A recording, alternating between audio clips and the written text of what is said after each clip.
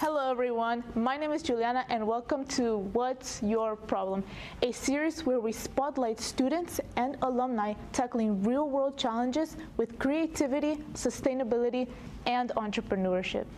In each episode, we'll dive into the journey that they're currently taking, the ways they're trying to solve the challenge, and how NC State's resources help them turn these challenges into opportunities. So did you hear when Artemis went into space, they had 2 Outlook accounts, but none of them were working? Wait, really? This is just like that one show. Yeah. Yeah, it's really funny. Oh, she's asleep. Should we wake her up? Yeah.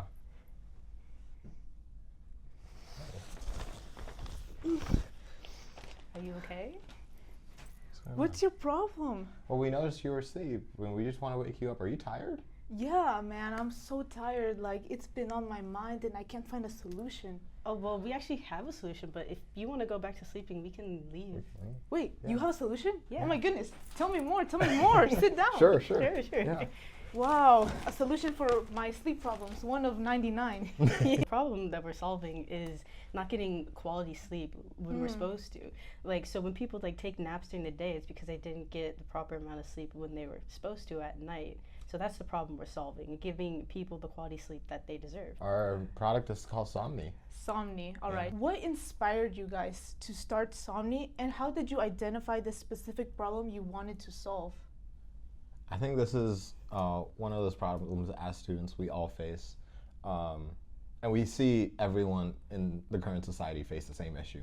Either when we notice all the yawns in class, maybe at the workplace, maybe when you're on a meeting and you don't really want to point it out. We always have so many issues going on where maybe we're stressed, maybe we're just so busy where we can't sleep enough. Or you might have had that one midnight snack that just keeps you awake for way too long. And we want to tackle those issues where we can give individuals consistent sleep so that they are ready to tackle anything they want in their life. Can you describe the early stages of development? What was the biggest challenge you faced when turning this idea into something more concrete and tangible? Well, that's a really good question. So I think the biggest challenge when we were making this something concrete was not realizing how much we needed that first prototype, no matter how crude it was in the beginning. We planned our slide decks, our speeches, we were applying to pitch competitions and everything. But at the end of the day, one of the biggest things that we got, one of the biggest feedbacks was that we didn't have a prototype. They're like, where is it? We have nothing to visualize. You speak on it so well, but you don't have a tangible thing. And so that was our biggest problem, and that was something that we have been working on and have completed, MVP, our first tangible product, so that people can see what we're actually trying to build. Everywhere, any time we talk about this problem, everyone immediately goes, why has this not been solved before? Or they go, I absolutely love this problem, or this project, and I would love to be part of testing product trials, or if you have any, if you ever want to reach out to me and talk to me about this issue that I have or a mutual of mine has, please feel free, here's our contact. We've gotten in touch with so many people in that way. And even when our friends come back and tell us hey, I was talking to our manager about this and she is really interested in this and she would love to try out your product when you have it ready. So it's obviously a deeply personal issue for a lot of people, but yeah, you need to still have a product, even if it's important for you. You show something. They see the potential of it a lot. When we talk about it, you can see them light up. They're like, oh, this is an issue I always have. And they beam and they're like, do you have something? And we're like, not yet. And they're like, it's why not? almost like Heartbreak. It's heartbreak. It's almost like they're ready to buy. Take my money. Exactly. How did NC State's entrepreneurship resources help shape your approach or accelerate the progress? That's a good question, because both of us are actually in the Entrepreneurship Senior Design class. And we had met over the summer, and then when we saw that we were in the same class, we were like, oh, this is awesome.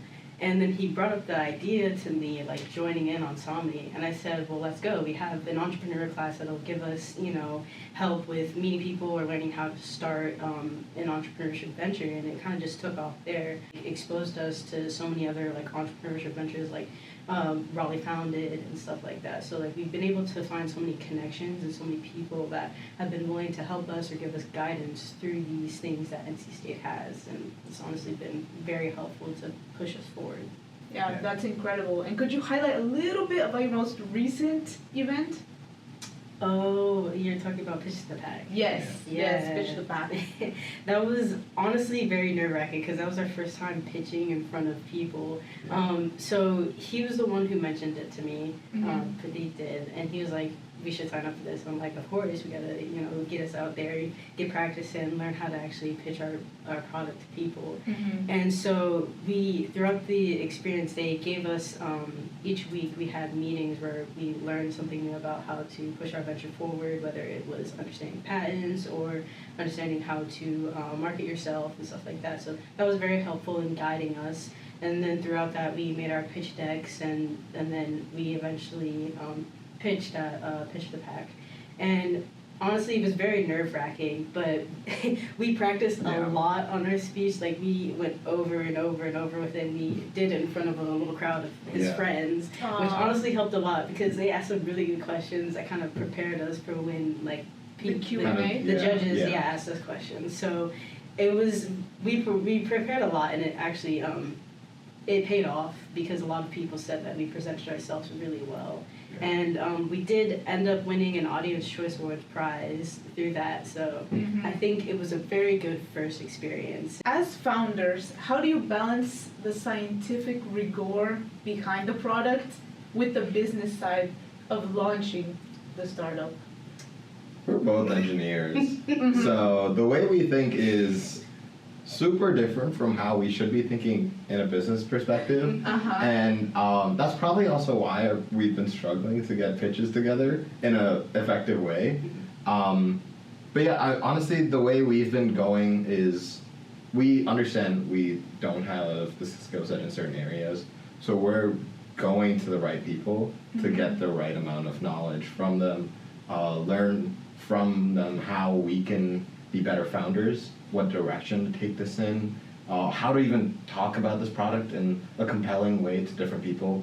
So we've talked to professors, people here at the Entrepreneurship Garage, we've talked to our friends, and guest lecturers at our senior design class. Yeah, we basically find help from experts in their fields. That means people in this sleep field, or the sleep tech field, and mentors, and just going on from there. Yeah, how prominent is the sleep tech field? Because I haven't really heard about it much. It's a new and growing field. I would say it's probably like the smart devices kind of thing has taken off in the last 10 or so years. Market-wise, it's growing about $26 billion right now, but it's in its growth phase.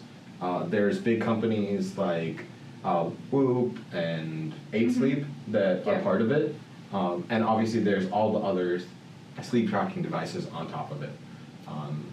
But there's no device that actually effectively controls people's surroundings and things that affect their sleep. What impact do you hope Somni will have on users' health and daily lives beyond just better sleep? The other impacts, kind of like a cascading effect. Because of them getting better sleep, they can have more energy during the day. They can, be present as themselves and not have those moments where you can just kind of see them back out of conversations because they're tired, or they get too angry because they're the cognitive load. The cognitive load of not having enough sleep can affect your mood and stuff like that. So they're not themselves. So we want Somni to just be able to let a person actually be themselves during their day-to-day lives.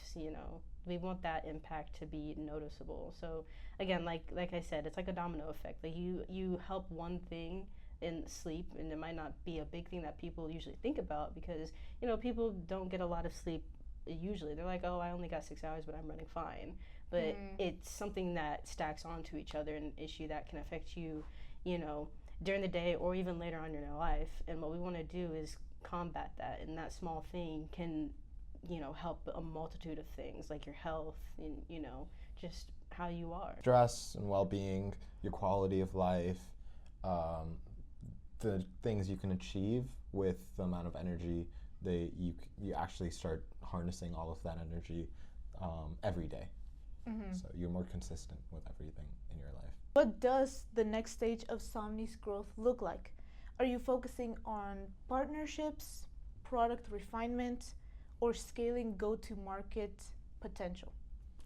We're looking at product refinement right now. We did our first MVP, and I was talking to one of my mentors, and he was like, the first MVP you never show to people because it's just, it never works. It's never, it's not beautiful. It's your not little- pretty. Yeah, it's for your eyes. Don't show it to anyone. So right now, what we're building is our MVP V2. So a custom PCB, and basically shrinking down the whole package while adding a layer of machine learning on top of it so that the system can understand your body's preferences in real time.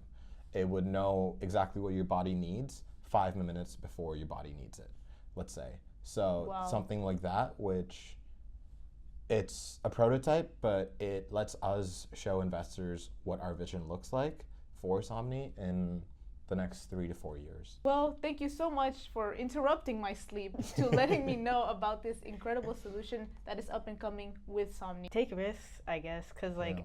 I always thought of being an entrepreneur. I had thought of it when I was younger, but it's honestly very nerve-wracking when you actually get into it, and you're not really gonna know what you're doing half the time. But just take the risk because you'll meet so many people, you'll do so many incredible things, and it's okay if you fail because failure is the best teacher. So yeah. And this is something that's deeply like personal for me, but just run after it. Just go after it. Like I've had so many ideas and I'm like, oh, should I do it? Should I not do it? Is this something that's good? Do people care about this? That's not where you should start. Where should you should start by starting. Just start whatever you want and see where it goes. Learn how it is. Because if it doesn't succeed, that's fine. Just move on to the next one. And it's a learning experience. So be open-minded, get your resources together, and yeah, enjoy the process. Thank you again so much for coming on to What's Your Problem? Catch you guys in the next one. Bye. Thanks so much for watching this episode of What's Your Problem, where NC State innovators turn challenges into impact. If you enjoyed this conversation, make sure to like, comment, and subscribe to our YouTube channels to see more students' stories. Want to share your own problem or project? Learn more about NC State's innovation and entrepreneurship programs on our website at ssie.entrepreneurship.ncsu.edu. Until next time, keep asking yourself, what's your problem?